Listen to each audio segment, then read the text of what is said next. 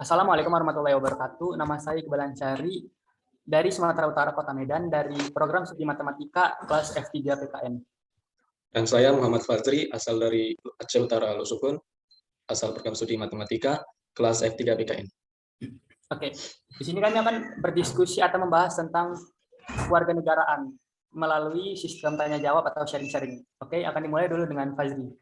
Baiklah, pertanyaan pertama yaitu, apa yang kamu ketahui mengenai kewarganegaraan itu? Kewarganegaraan ialah keanggotaan seseorang dalam kontrol satuan politik tertentu, yang dengannya akan membawa hak untuk berpartisipasi dalam kegiatan politik. Seseorang dengan memiliki keanggotaan yang sedemikian, itulah yang disebut dengan warga negara. Oke, jadi itulah yang dimaksud dengan warga negara. Saya akan bertanya kembali, kan ada nih yang namanya warga negara dan penduduk. Apa menurut pendapat Fazri mengenai perbedaan itu? Baiklah, menurut saya secara mudahnya itu, penduduk yaitu suatu orang yang tinggal di wilayah tertentu, yang meliputi, penduduk itu meliputi warga negara dan warga negara asing. Jadi, sedangkan warga negara yaitu orang yang memiliki hak dan kewajiban di dalam negara tersebut. Jadi perbedaan secara umum yaitu penduduk meliputi warga negara dan warga negara asing, sedangkan warga negara yaitu orang yang memiliki hak dan kewajiban di wilayah tertentu yang diikat dengan hukum. Itulah mengenai perbedaan penduduk dan warga negara. Selanjutnya kan di dalam keluarga negara itu ada asas-asas. Nah, sebutkan dan jelaskan asas-asas tersebut dan apa yang diterapkan di Indonesia asas keluarga negaraan tersebut. Oke, jadi ada yang namanya asas iusoli, yaitu yang diterapkan berdasarkan tempat kelahiran gitu. Jadi kalau misalnya dia lahir di Indonesia, dia otomatis menjadi warga negara Indonesia tanpa adanya persyaratan kayak misalnya. Tapi belum bisa untuk kayak buat mengikuti pemilu gitu, dia sudah ditetapkan sebagai warga negara. Terus yang kedua ada asas ius sanguinis, yaitu yang berdasarkan pertalian darah gitu.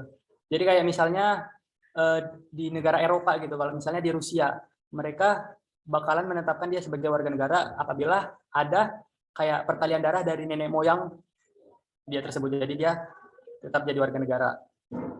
Yang ketiga adalah asas kewarganegaraan tunggal, yaitu yang menentukan bahwasanya setiap orang hanya boleh satu kewarganegaraan. Terus yang keempat adalah asas kewarganegaraan ganda terbatas, yaitu yang mana boleh mengambil lebih dari satu kewarganegaraan. Jadi asas yang ada di Indonesia yang diterapkan ada 4, yaitu asas ius soli, yaitu berdasarkan tempat kelahiran, asas ius sanguinis yang berdasarkan keturunan atau pertalian darah, asas kewarganegaraan tunggal, dan asas kewarganegaraan ganda. Jadi itulah yang diterapkan di Indonesia. Kan saya sudah menyebutkan asas-asas kewarganegaraan. Kenapa penting itu? Ada apa sih dengan kewarganegaraan itu? Baiklah, mengapa asas kewarganegaraan itu penting? Karena orang yang sudah memiliki kewarganegaraan tidak akan jatuh pada kekuasaan atau wewenang negara lain, karena negara lain tidak berhak melakukan kaidah-kaidah hukum kepada orang yang bukan warga negaranya, sehingga sangat penting. Itulah mengenai asas-asas kewarganegaraan, mengapa begitu penting. Selanjutnya mengenai hak dan kewajiban warga negara. Boleh tolong sebutkan? Jadi ada namanya hak dan ada namanya kewajiban. Hak adalah sesuatu yang kita dapatkan karena kita menempati suatu wilayah. Sedangkan kewajiban adalah sesuatu perbuatan yang harus dipertanggungjawabkan.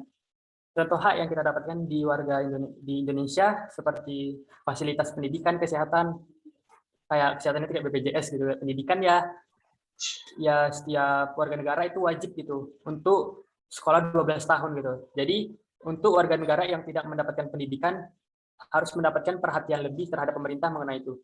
Sedangkan kewajiban adalah yang menjaga fasilitas-fasilitas yang ada, kayak menjaga hutan atau menjaga tempat umum, tidak melakukan teror gitu, tidak melakukan sesuatu yang membuat kacau di masyarakat gitulah. Itu adalah hak dan kewajiban kita sebagai warga negara. Saya ingin bertanya lagi, bagaimana pendapat Anda dengan kewarganegaraan ganda atau bermultipatrid? Ya, mengenai kewarganegaraan ganda atau beripatrid dan multipatrida itu di Indonesia sudah diatur dalam Undang-Undang Nomor 12 Tahun 2006. Jadi orang yang memiliki kewarganegaraan ganda akan diberikan kesempatan untuk memiliki 2 kewarganegaraan secara bersama secara terbatas, yaitu hingga usia 18 tahun. Kemudian setelah umur 18 tahun tersebut, eh, pemerintah akan meminta orang tersebut untuk menyatakan memilih salah satu warga negara tersebut. Sehingga orang tersebut akan memilih satu warga negara setelah umur 18 tahun. Dan diberi ke waktu hingga 3 tahun setelah 18 tahun untuk menyatakannya. Sekian dari saya.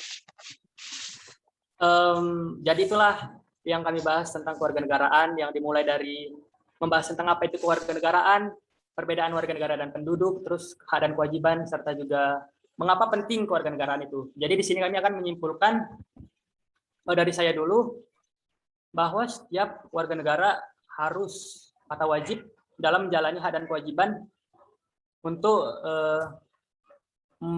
melangsungkan kehidupan Indonesia yang maju dan jaya. Dari saya kesimpulannya itu mengenai asas kewarganegaraan itu sangat penting dalam suatu negara, sehingga orang tidak akan jatuh pada wewenang kekuasaan orang lain.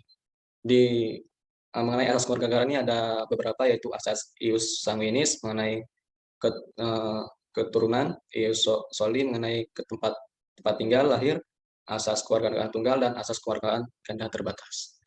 Sekian sharing-sharing kami atau tanya jawab mengenai kewarganegaraan oleh saya Iqbal Ansari dengan saya Muhammad Fazri.